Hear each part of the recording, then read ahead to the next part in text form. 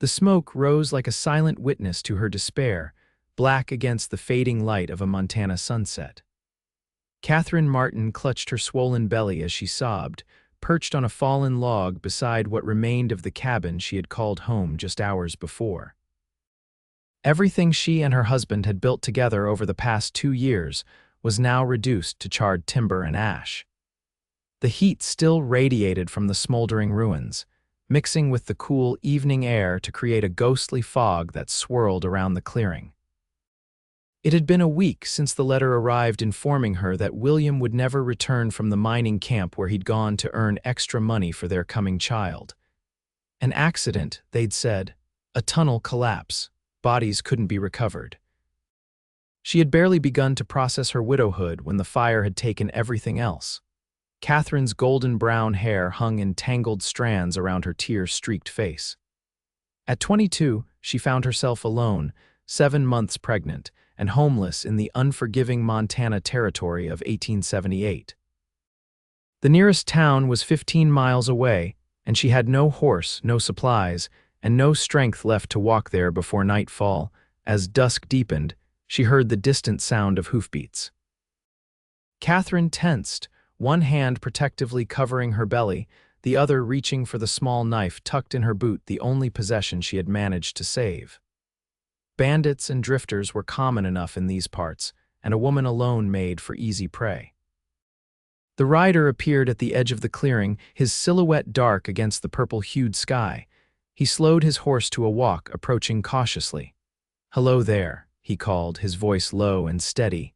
"Need some help, madam?" Katherine didn't respond, her grip tightening on the knife handle. The rider stopped a respectful distance away and dismounted. He was tall, broad-shouldered, with a leather vest over a simple cotton shirt and worn denims. A dusty cowboy hat sat atop his head, and a holstered revolver hung at his hip. But it was what he carried in his hands that caught her attention, a cloth-wrapped bundle and a canteen. "Name's Xavier Thompson," he said, removing his hat to reveal dark hair and a sun-weathered face with piercing blue eyes. "I was passing through, saw the smoke." He gestured toward the ruins. "Your place?" Katherine nodded warily, still not speaking. He took a tentative step forward, then stopped when he noticed her tension. "I don't mean any harm, madam. I've got some bread here and water. Thought you might need it." The mention of food made Katherine's empty stomach clench painfully. She hadn't eaten since morning. "Why would you help me?" she finally asked, her voice hoarse from crying. Xavier shrugged. "My ma raised me to never pass by someone in need, especially not." His eyes flickered to her pregnant belly, then back to her face with a respectful nod. "Would you allow me to share what I have?" Something in his straightforward manner and the calm steadiness of his gaze made Katherine lower the knife slightly. "I'm Katherine Martin," she said. Xavier nodded and slowly approached, holding out the bundle. "Fresh, baked this morning in Bridgers Creek. Not much, but it'll fill your stomach." Katherine hesitated only a moment before accepting the offering.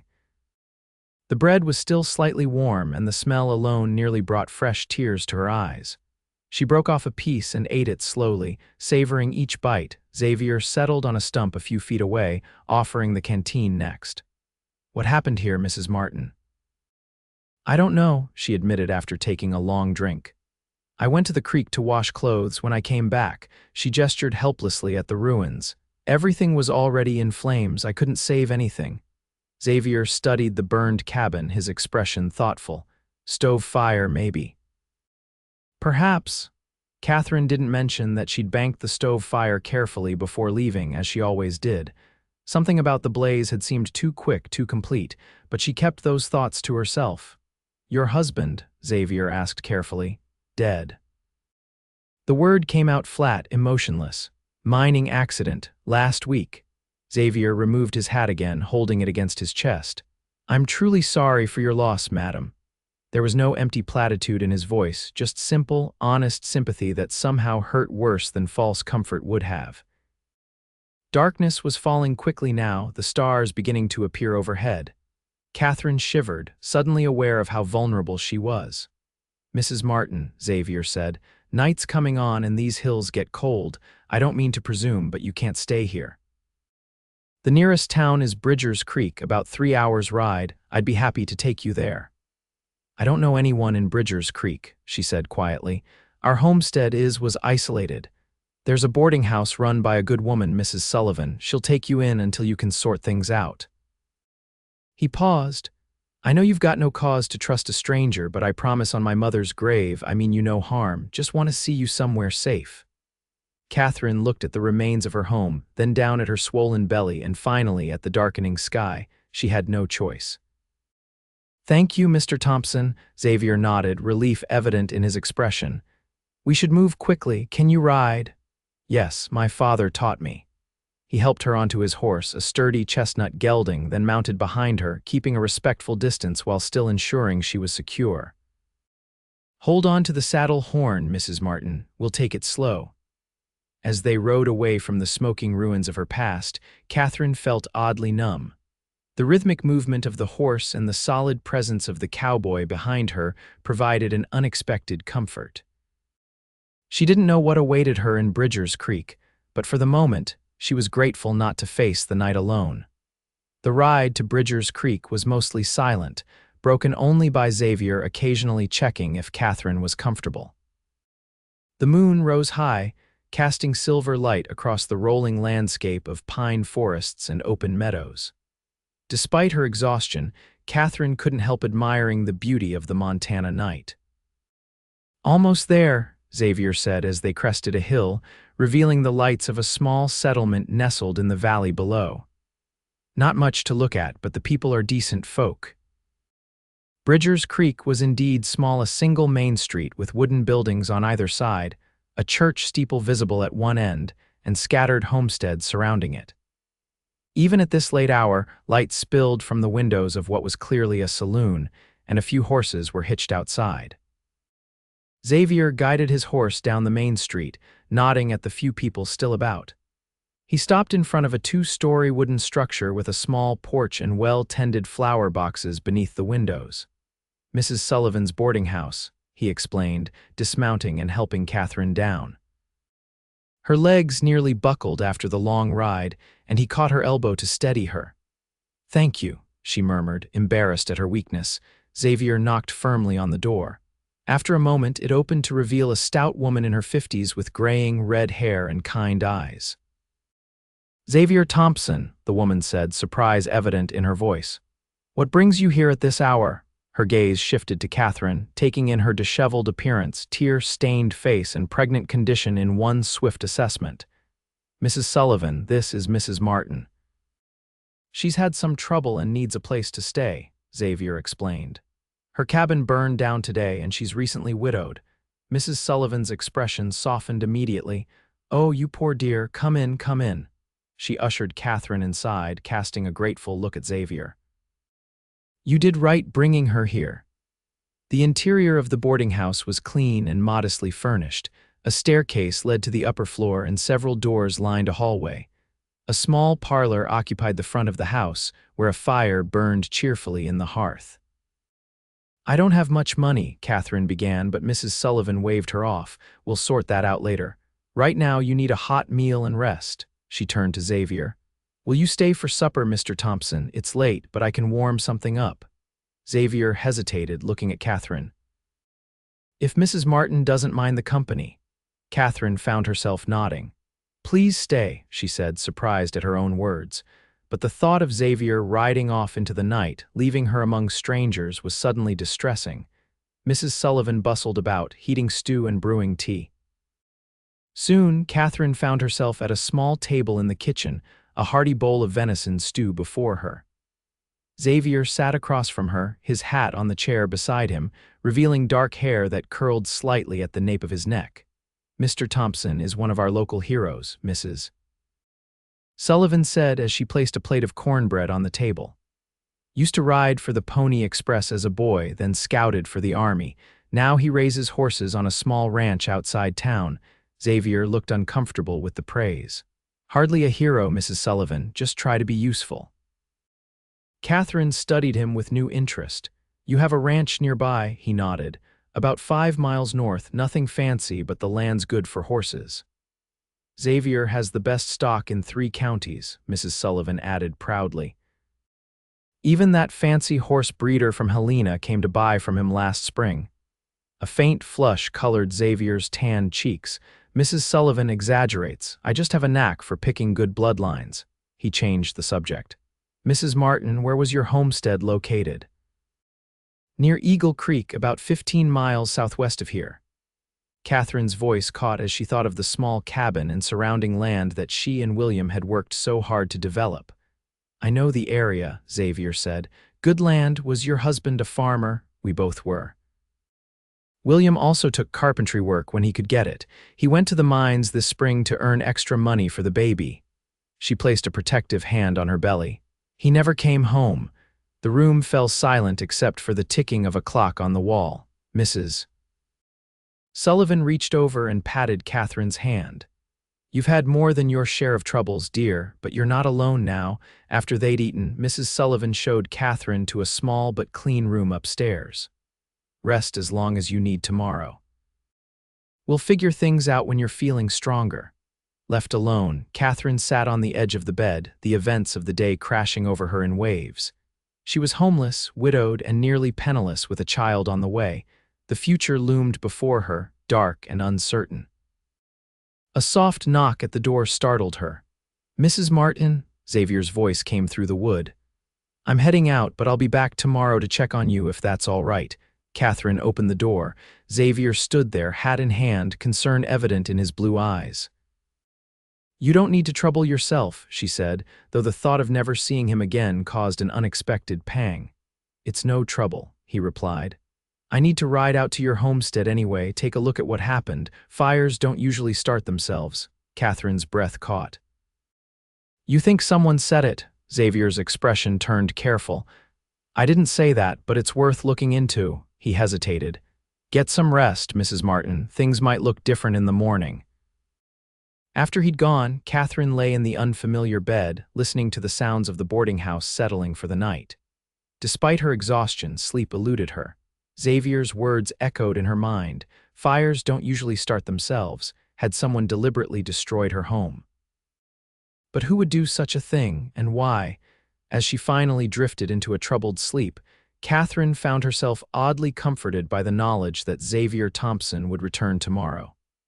The morning brought a clarity that had been absent in the chaos of the previous day.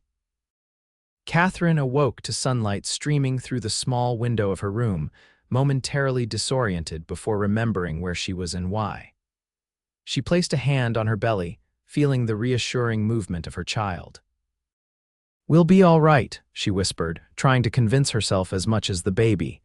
After washing up with the pitcher and basin provided, Catherine made her way downstairs.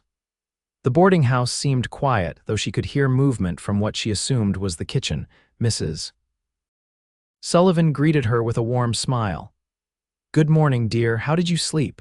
Better than expected, thank you, Catherine replied. It wasn't entirely true, but she didn't want to seem ungrateful. Sit down and have some breakfast. You need to keep up your strength, Mrs. Sullivan placed a plate of eggs, bacon, and biscuits before her. Especially in your condition. Catherine hadn't realized how hungry she was until the food was in front of her. She ate eagerly while Mrs. Sullivan bustled about the kitchen. I've been thinking about your situation, the older woman said, pouring coffee. You'll stay here as long as you need, of course. As for work, I could use help around the boarding house if you're willing. Nothing too strenuous, mind you, but enough to earn your keep until the baby comes. Gratitude washed over Catherine. That's very generous of you, Mrs. Sullivan. Margaret, please, and it's not generosity, it's what decent folks do for each other out here. She sat across from Catherine. Now, tell me about yourself. Where are you from originally? Over the next hour, Catherine shared her story. Growing up in Ohio, meeting William when he came east to visit relatives, their marriage and journey west 2 years ago with dreams of building a life on the frontier. Margaret listened attentively, occasionally asking questions but mostly letting Catherine talk. William was so proud when we finally had the cabin built, Catherine said, her voice softening at the memory. It wasn't much, but it was ours. He carved our initials in the lintel above the door. You loved him very much, Margaret observed. I did.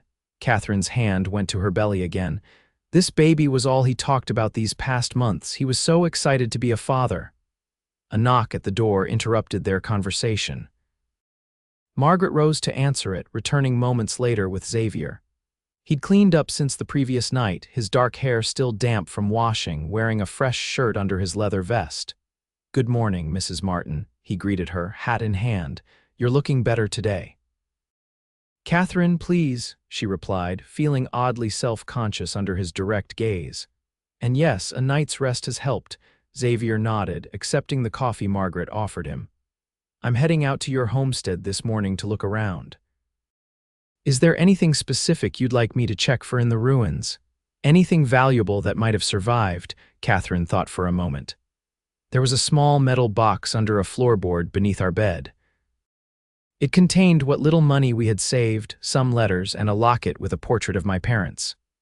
She didn't hold much hope that these items had survived, but the thought of recovering even one memento of her former life was tempting. "I'll look for it," Xavier promised. He hesitated before adding, "I've also asked Sheriff Dawson to ride out with me. If there's any sign of foul play, he should see it firsthand." "You really think someone might have set the fire deliberately?" Margaret asked, concern creasing her brow. Xavier's expression was guarded. "It's just a precaution, probably nothing to it." But Katherine caught something in his tone that suggested otherwise. "What aren't you telling me, Mr. Thompson?" He met her gaze steadily. "There have been some incidents in the region lately. 3 homesteads burned in the past month, all belonging to small landowners like yourself. Could be coincidence. Or it could be someone trying to drive people off their land," Katherine concluded, a chill running through her despite the warm kitchen. "Let's not jump to conclusions," Xavier cautioned. "I'll know more after I've seen the site." After Xavier left, Katherine helped Margaret with household chores, grateful for the distraction.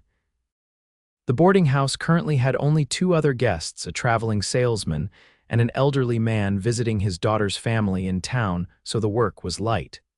In the afternoon, Margaret took Katherine to the general store to purchase a few necessities. The shopkeeper, Mr. Pendleton, was a kindly older man who insisted on giving her a discount when he learned of her situation. "The community here is small but close-knit," Margaret explained as they walked back to the boarding house. "Most folks are willing to help a neighbor in need." "I'm not sure I can accept so much charity," Katherine said, uncomfortable with being an object of pity. Margaret stopped walking to face her directly. "It's not charity, Katherine, it's humanity. One day you'll be in a position to help someone else, and you will. That's how we survive out here." The simple wisdom in those words resonated with Katherine, and she nodded, accepting the truth of them. They were preparing supper when hoofbeats announced Xavier's return. Katherine's heart quickened inexplicably as she wiped her hands on her apron and went to the door. Xavier dismounted, his expression serious as he approached the porch where Katherine waited. Beside him rode an older man with a graying mustache and a sheriff's badge pinned to his vest. "Mrs. Martin," Xavier said with a nod, "this is Sheriff Dawson." "Madam," the sheriff greeted her, removing his hat. "Mighty sorry about your troubles. Did you find anything?" Katherine asked, looking between the 2 men. Xavier reached into his saddlebag and pulled out a small metal box blackened by smoke but intact. "Found this where you said it would be." The fire didn't reach the floorboards under it. Katherine took the box with trembling hands, overcome with emotion at this one small victory. "Thank you," she whispered. "Let's go inside," Xavier suggested gently. "We have some things to discuss." Around Margaret's kitchen table, Xavier and Sheriff Dawson explained what they'd found at the homestead. "The fire was set deliberately," the sheriff said without preamble. "Found evidence of coal oil around what was left of the foundation. And there were boot prints, someone watching from the tree line." Katherine felt sick. "But why? We had nothing worth stealing." Xavier and the sheriff exchanged a glance. "We think it might be connected to those other fires I mentioned," Xavier said. "All 3 properties were similar to yours, small homesteads on good land, somewhat isolated." "Is someone trying to clear people out of the area?" Margaret asked, pouring coffee for the men. Sheriff Dawson nodded grimly. "That's my guess. Question is, who benefits? The railroad." Katherine suggested, "I've heard they're buying up land for a new line." "Possibly," the sheriff acknowledged, "or it could be the Blackwater Mining Company. They've been expanding operations." Xavier frowned. "Whatever the reason, you should stay here in town where it's safe, Katherine." The use of her first name seemed to surprise him as much as her. "Mrs. Martin, I mean, Katherine is fine," she assured him, finding comfort in the way her name sounded in his deep voice. "I'll keep investigating," Sheriff Dawson promised, rising to leave. "In the meantime, Xavier's right, you're safer here in town." After the sheriff departed, Xavier lingered, seemingly reluctant to leave. "I opened the box," he admitted. "Wanted to make sure the contents were intact." Katherine smiled. "I would have done the same." She opened the metal container, revealing a small cloth pouch of coins, a bundle of letters tied with faded ribbon, and a silver locket. "Everything's here." She picked up the locket, opening it to reveal the tiny portraits inside her mother and father, both gone now. Xavier watched her with a soft expression. "You favor your mother," he observed. Katherine looked up in surprise. "Most people say I look like my father." "You have his features, perhaps," Xavier said, "but your eyes, they're like hers, kind but determined." The personal observation stirred something in Katherine that she hadn't felt in a long time, a flutter of awareness that had nothing to do with her grief or fear. "Will you stay for supper, Xavier?" Margaret asked, breaking the moment. "I've made plenty." He accepted, and the three of them enjoyed a simple but hearty meal. Katherine found herself studying Xavier when he wasn't looking, the way his strong hands handled utensils with surprising grace, the laugh lines at the corners of his eyes, the careful way he listened when others spoke. After supper, Xavier helped Margaret clear the table while Katherine sat by the fire in the parlor, suddenly overcome with fatigue. "You should rest," Xavier said, coming to stand beside her chair. "It's been a long day." Katherine nodded, then impulsively reached for his hand. "Thank you for going to the homestead, for finding my box, for everything." Xavier's fingers curled gently around hers. "I only did what anyone would do." "We both know that's not true," she replied softly. Their eyes held for a long moment before Xavier reluctantly released her hand. "I should go, but I'll come by tomorrow if that's all right." "I'd like that," Katherine admitted. After he'd gone, Margaret joined Katherine by the fire. "He's a good man, Xavier Thompson," she said casually. "Been alone too long, though. Lost his wife and baby during childbirth about 5 years ago. Hasn't courted anyone since, far as I know." Katherine absorbed this information with a pang of sympathy. "That's terrible." "It was," Margaret agreed. "Nearly broke him. He left town for almost 2 years after it happened. When he came back, he was different, quieter, more careful with people, but still kind to his core." She gave Katherine a meaningful look. "The way he looks at you reminds me of how my late husband used to look at me." Katherine felt herself blushing. "Margaret, I'm a pregnant widow." "Hardly in a position to—" "I'm not suggesting anything improper," Margaret interrupted gently. "Just making an observation. Life goes on, Katherine, sometimes in ways we never expected." That night, alone in her room, Katherine opened the small pouch of coins, their meager savings, barely enough to last a month. The reality of her situation pressed in on her again. Even with Margaret's offer of work at the boarding house, how would she support herself and a baby long term? She unfolded one of William's letters, written during their courtship. His earnest words brought fresh tears to her eyes. He had been a good man, and she had loved him truly. The thought of developing feelings for someone else seemed impossible, a betrayal somehow. And yet Xavier's face appeared in her mind, his quiet strength, his careful consideration, the gentle way he'd held her hand. Katherine placed a hand on her swollen belly, feeling her baby's movement. "What do we do now?" she whispered to the child within her. As if in answer, the baby kicked strongly, making Katherine smile despite her tears. "Yes, we keep going, one day at a time." Over the next week, Katherine settled into a routine at the boarding house. She helped Margaret with cooking and cleaning, mended linens, and occasionally assisted guests. The work was manageable even in her condition, and she found satisfaction in being useful. Xavier visited nearly every day, sometimes just briefly to check on her, other times staying for a meal or to help with repairs around the boarding house.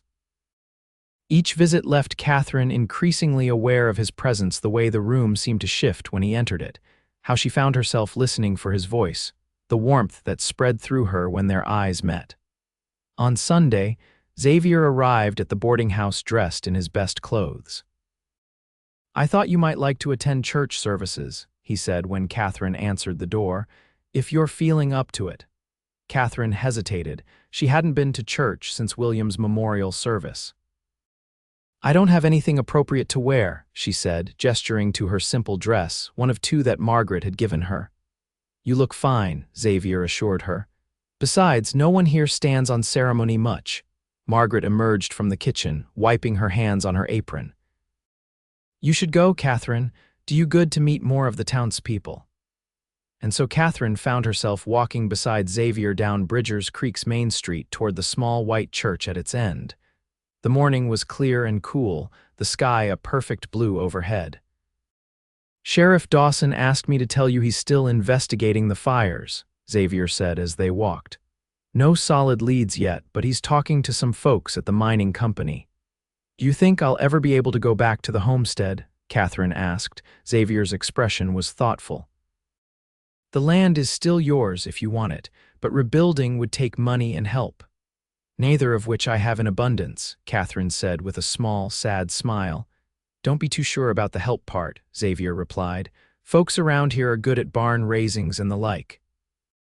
They had reached the church steps when Catherine felt a strong kick from her baby that made her gasp and place a hand on her belly. Xavier was immediately concerned. "Are you all right?" Catherine laughed softly.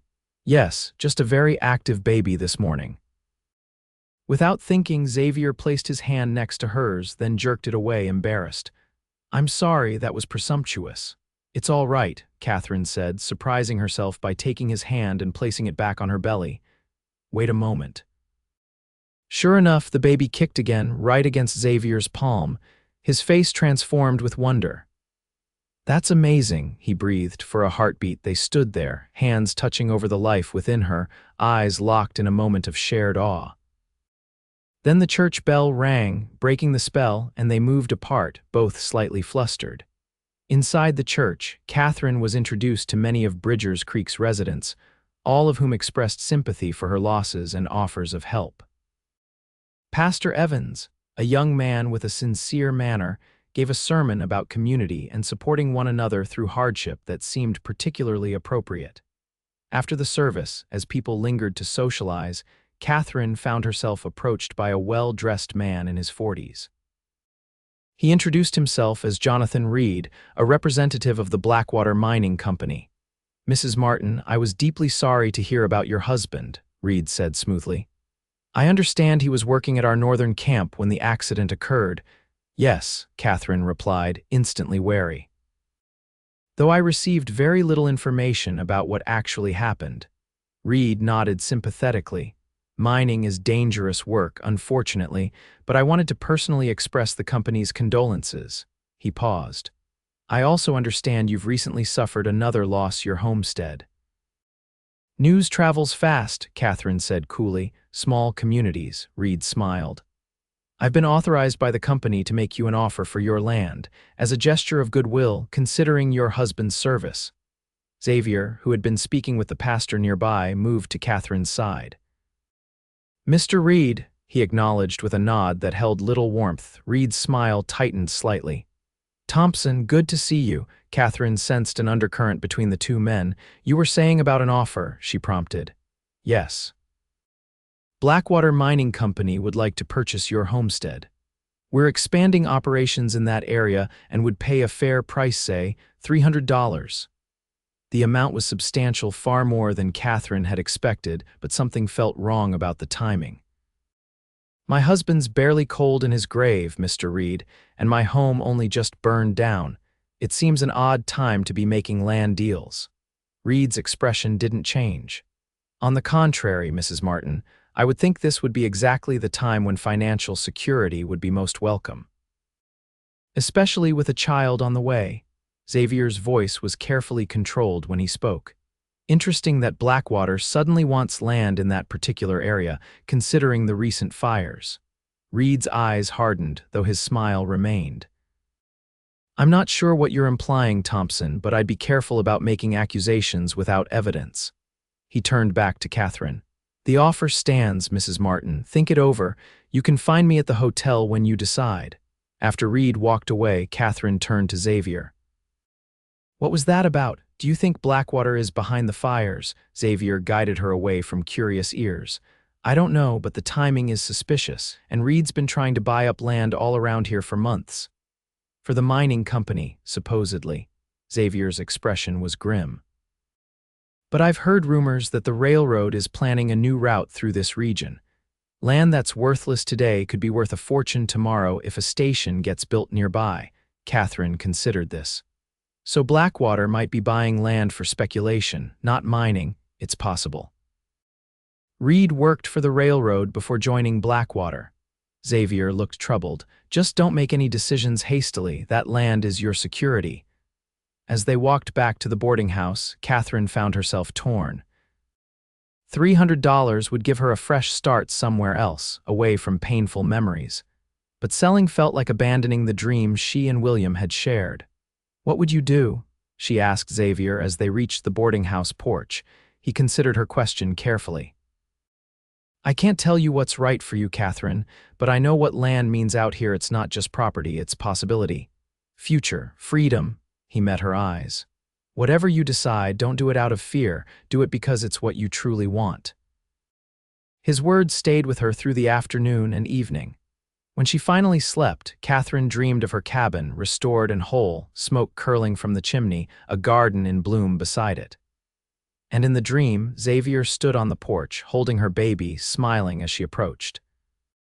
She woke with tears on her cheeks, but they weren't tears of grief. For the first time since William's death, Katherine felt something new stirring within her hope. The following day, Sheriff Dawson came to the boarding house to speak with Katherine.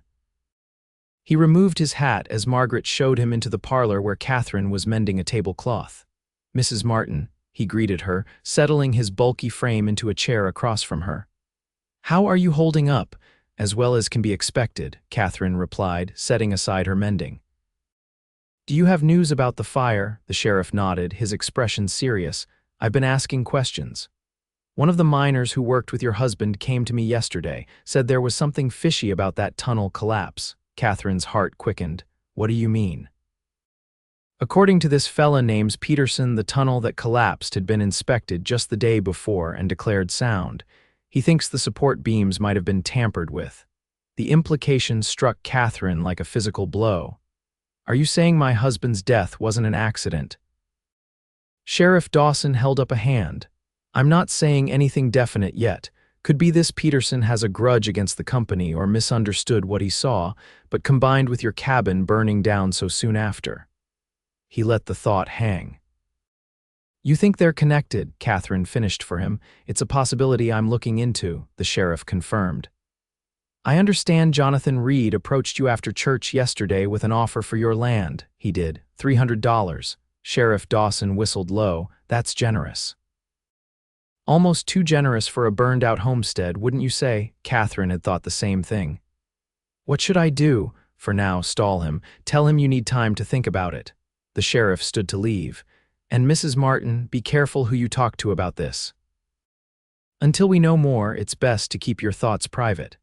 After he'd gone, Katherine sat motionless, trying to process this new information. Could William's death have been deliberate? The thought was almost too horrific to contemplate.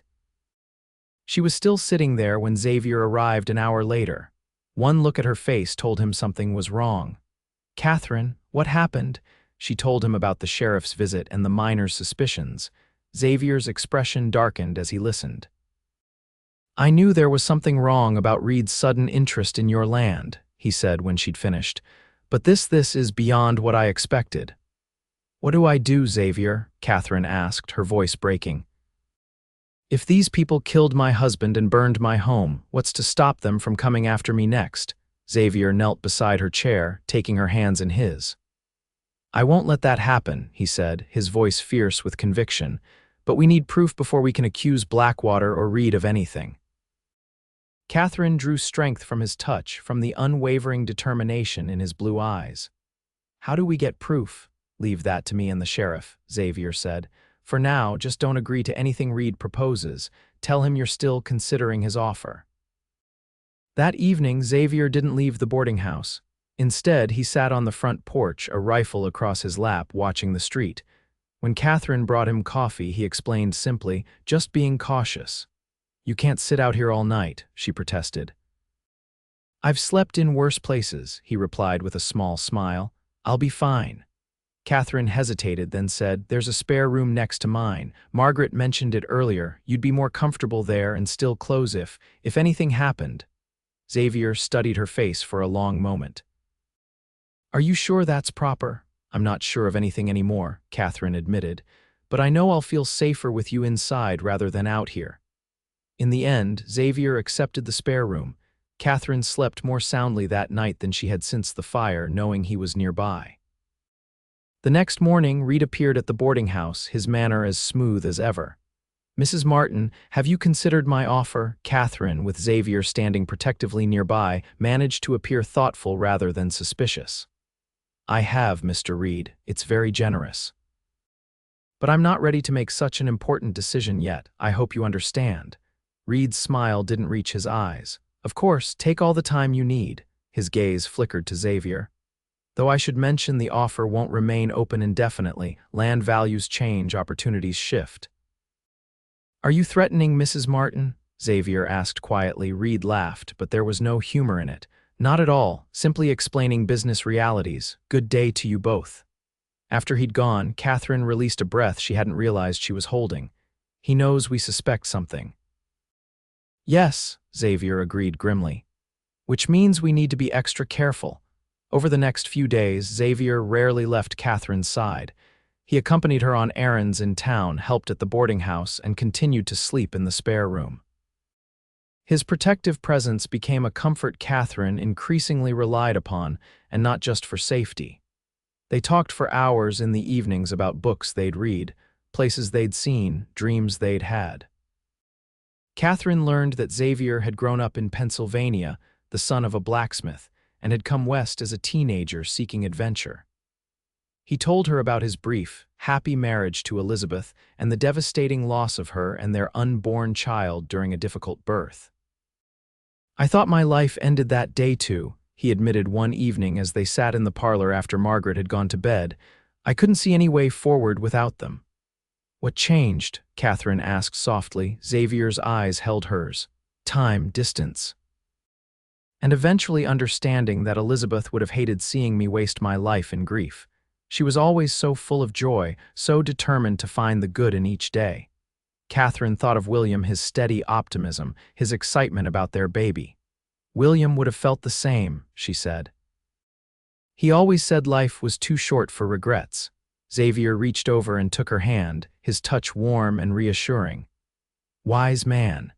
In that quiet moment, something shifted between them, an acknowledgement of shared loss, but also of the possibility that life could hold joy again. The next morning, Sheriff Dawson arrived with news. "Peterson, that miner I told you about, he's disappeared." "What do you mean, disappeared?" Xavier demanded. "He didn't show up for his shift 3 days ago. His bunkmate says his things are gone too, like he packed up and left in a hurry." The sheriff looked troubled. Could mean he got scared and ran, or could mean something worse. Katherine felt cold despite the warm spring day. "You think they did something to him?" "I think we need to be very careful," Sheriff Dawson replied. "I've telegraphed the federal marshal in Helena." "This is getting beyond what I can handle alone." Xavier nodded in agreement. "Until the marshal arrives, Katherine shouldn't be left alone." "I've already spoken to Mrs. Sullivan about it," the sheriff said, "and I've asked Deputy Miller to keep an eye on the boarding house when he makes his rounds." Despite these precautions, Katherine felt increasingly uneasy. That afternoon, as she helped Margaret in the kitchen, she voiced her concerns. "I feel like I'm putting everyone in danger by staying here. Maybe I should just take Reed's money and leave." Margaret turned from the stove, fixing Katherine with a stern look. "Is that what William would have wanted, for you to run from bullies?" "No," Katherine admitted, "but he wouldn't have wanted me to risk our child either." "The baby is exactly why you should stand your ground," Margaret said firmly. "That land is your child's inheritance, and more than that, it's justice for William." She softened her tone. Besides, do you really think Xavier would let anything happen to you? Katherine couldn't help smiling at that. He is rather determined. Margaret's eyes twinkled knowingly. He cares for you, Katherine, more than he's let himself care for anyone in a long time. I care for him too, Katherine admitted, the words both frightening and freeing. But it feels so soon after William. The heart doesn't follow calendars, Margaret interrupted gently. It knows what it needs. Before Katherine could respond, they heard the front door open and Xavier's voice calling her name with an urgency that sent her hurrying to the hallway. He stood there, hat in hand, his expression a mixture of excitement and apprehension. Peterson's been found, he said. Alive, he's at the sheriff's office now and he's talking. Katherine grabbed her shawl. I need to hear what he has to say. At the sheriff's office, they found a nervous-looking man in his 30s sitting across from Sheriff Dawson. He had the weathered look of someone who'd spent years working outdoors with calloused hands that couldn't seem to keep still. Mrs. Martin, the sheriff greeted her, this is Tom Peterson. He worked with your husband at the northern camp. Peterson stood awkwardly, twisting his hat in his hands. Madam, I'm real sorry about Will. He was a good man. Thank you, Katherine said, studying the minor. The sheriff says you disappeared. What happened? Peterson glanced at Sheriff Dawson, who nodded encouragingly. After I talked to the sheriff, I got a warning. Note slipped under my door saying I should forget what I saw or I'd end up like Will. So you ran, Xavier concluded. Peterson nodded. Headed for my brother's place in Idaho. But I couldn't sleep, knowing what I knew, came back to set things right. Tell Mrs. Martin what you told me, Sheriff Dawson prompted. Peterson took a deep breath. The day before the collapse, I was working that same tunnel with Will. It was solid, we just had the foreman check it that morning. But that evening, I saw the night shift foreman, Jenkins, and Mr. Reed in there after everyone else had left. Jonathan Reed, Katherine confirmed, her heart pounding. Yes, they were examining the support beams, talking real quiet. I didn't think much of it then. But the next day, those same supports gave way. Peterson looked down at his hands. After the collapse, I overheard Reed tell Jenkins it was unfortunate but necessary. A cold fury rose in Katherine. They killed him. They killed my husband. Xavier put a steadying hand on her shoulder. Did you see them tamper with the supports? He asked Peterson. No, sir, just saw them examining them, but why else would the company man be in a tunnel after hours? And those were Reed's exact words after unfortunate but necessary. Sheriff Dawson leaned forward. Peterson, would you be willing to swear to this before a judge? The miner squared his shoulders. Yes, sir, Will Martin was my friend. He talked about his wife and coming baby all the time. Proudest man I ever met. He deserves justice. Katherine felt tears threatening but forced them back. Thank you, Mr. Peterson. What happens now? Xavier asked the sheriff. The federal marshal should arrive tomorrow. With Peterson's testimony and what we know about the fires, we have enough to arrest Reed for questioning at least. Sheriff Dawson looked at Katherine. But until then, you need to be extra careful. If Reed's suspects were onto him, there's no telling what he might do. Xavier's hand tightened on Katherine's shoulder. I won't leave her side. They returned to the boarding house in silence, each absorbed in their own thoughts. Katherine felt numb with the confirmation of what she had begun to suspect. William's death had been deliberate. Someone had decided his life was worth less than their plans for the land where he and Katherine had built their home. That evening, as darkness fell, Xavier checked and rechecked the doors and windows of the boarding house before finally settling in the parlor with Katherine. Margaret had gone to bed early, leaving them alone with the crackling fire and their troubled thoughts. Why would they kill for land? Katherine asked after a long silence. I don't understand such greed. Xavier's expression was grim. Men like Reed don't see people like us as fully human. We're obstacles to their ambitions, nothing more. He moved to sit beside her on the small sofa, but they won't get away with it. Justice will be served, Katherine, I promise you that. She turned to face him, struck by the fierce determination in his blue eyes. You've done so much for me, Xavier. I don't know how I'll ever repay you. I don't want repayment, he said softly. I just want to see you safe and... He hesitated. Happy. The word hung between them, full of implication. Katherine found herself studying his face, the strong jaw, the small scar above his right eyebrow, the kindness in his eyes that had been there from their first meeting. "I never expected to find happiness again," she admitted. "After William, I thought that part of my life was over, and then my home burned and I felt so lost." Her voice grew stronger. "But sitting here with you now, even in the middle of all this danger and uncertainty, I feel something I thought was gone forever." Xavier's breath caught. "Katherine," the sound of breaking glass shattered the moment. Xavier was on his feet instantly, pulling Katherine up and behind him. "That came from the kitchen," he said tersely, reaching for the rifle he'd propped against the wall. Before they could move, the front door burst open. Jonathan Reed stood in the doorway, a pistol in his hand. Behind him, a large man Katherine didn't recognize loomed menacingly. "Mrs. Martin," Reed said, his voice coldly cordial. "I'm afraid I must insist on an answer about my offer." "Now," Xavier raised his rifle. "Put the gun down, Reed." Reed smiled thinly. "I don't think so, Thompson. Jenkins, check upstairs for the old woman." The large man nodded and started toward the stairs. Katherine felt sick at the thought of Margaret in danger. "She's not here," she lied quickly.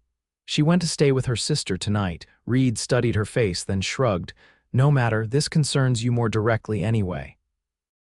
He gestured with his pistol.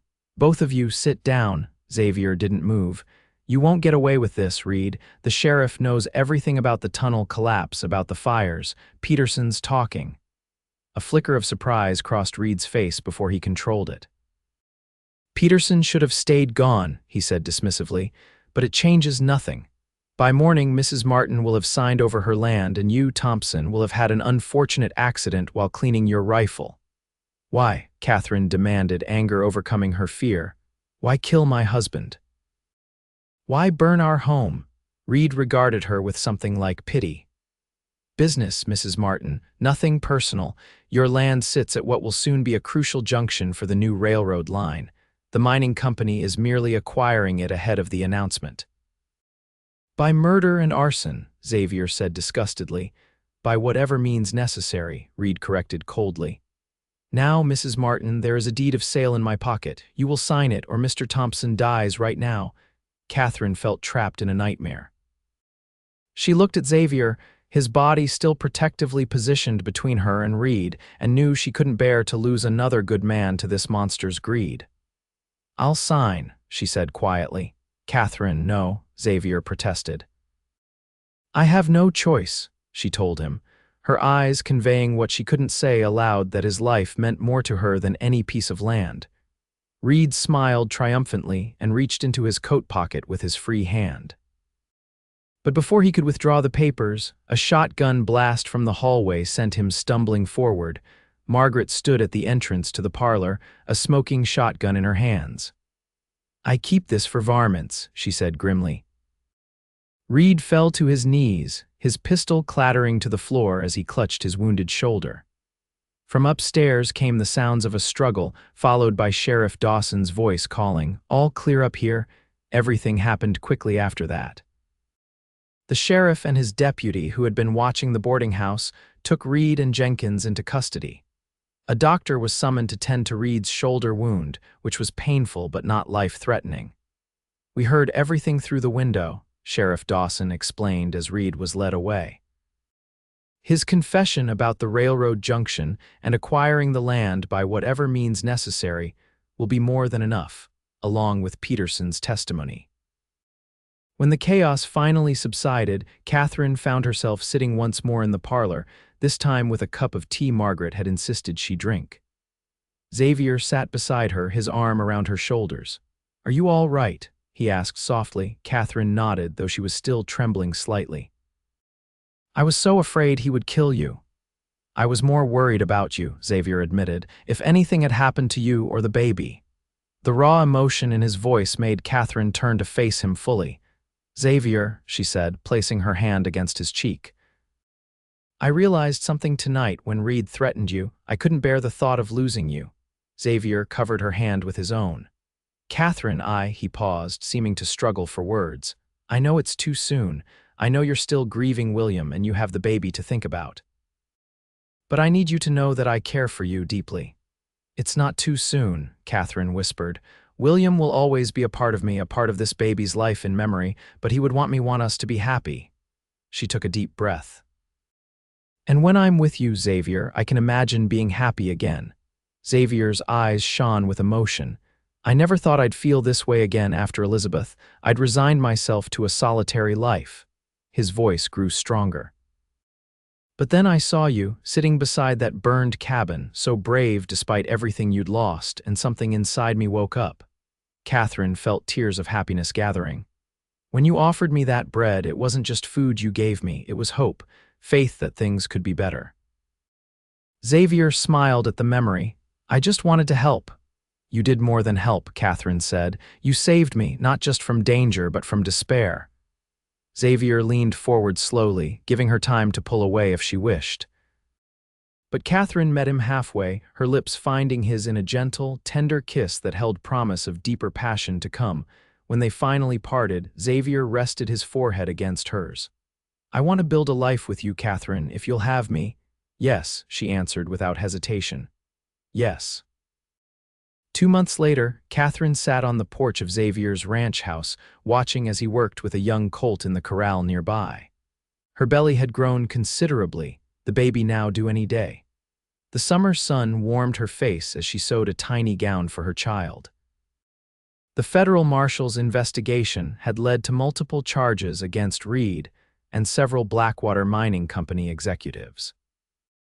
The railroad connection had been confirmed. Reed had been secretly buying land along the proposed route for months, using increasingly desperate tactics as the announcement date approached.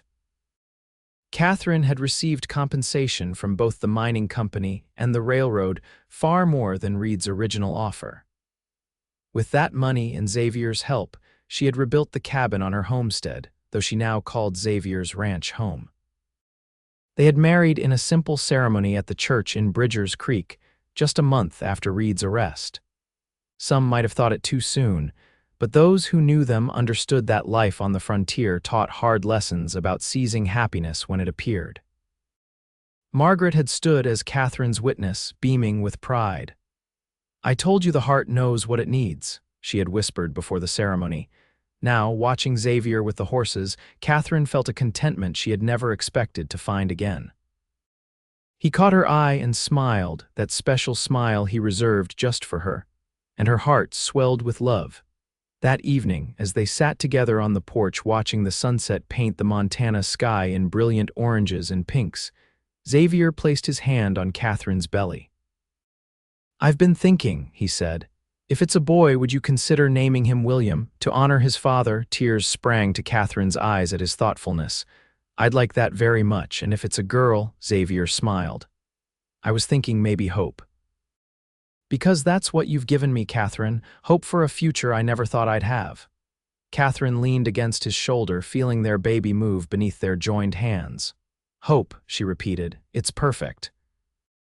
3 days later, after a difficult but ultimately successful labor with Margaret and the town doctor in attendance, Katherine gave birth to twins, a boy and a girl. William Xavier and Hope Elizabeth Thompson entered the world howling with healthy lungs, bringing joy to their exhausted mother and overwhelmed stepfather. As Xavier held tiny Hope while Katherine nursed William, he looked at his new family with wonder. "When I found you beside that burned cabin," he said softly, "I thought I was just bringing bread to someone in need. I never imagined I was finding my future." Katherine smiled up at him, tired but radiant. "God works in mysterious ways," she said. "He brought you to me when I had nothing left but tears and ashes, and through you, he restored my faith." Xavier leaned down to kiss her gently. "And through you, he restored mine." Outside the window of their bedroom, the Montana sunset painted the sky gold and crimson, a fitting backdrop for the beginning of their new life together. From tragedy and loss had come love and renewal, a testament to the resilience of the human heart and the unexpected ways that broken lives can be mended. 5 years later, Katherine stood on the porch of their expanded ranch house, watching as Xavier taught young William to ride his first pony. Hope sat beside her mother on the steps, carefully braiding a leather cord under Catherine's guidance. At 3 years old, their youngest, James, napped inside after an exciting morning helping his father with the horses. The ranch had prospered under Xavier's careful management and Catherine's practical assistance. They now raised some of the finest horses in the territory, and their reputation had spread as far as Denver. Catherine's hand went absently to her belly, where their fourth child was just beginning to show. Life had brought challenges, harsh winters, difficult births, occasional disputes with neighboring ranchers, but through it all, Xavier had been her rock, her partner, her love.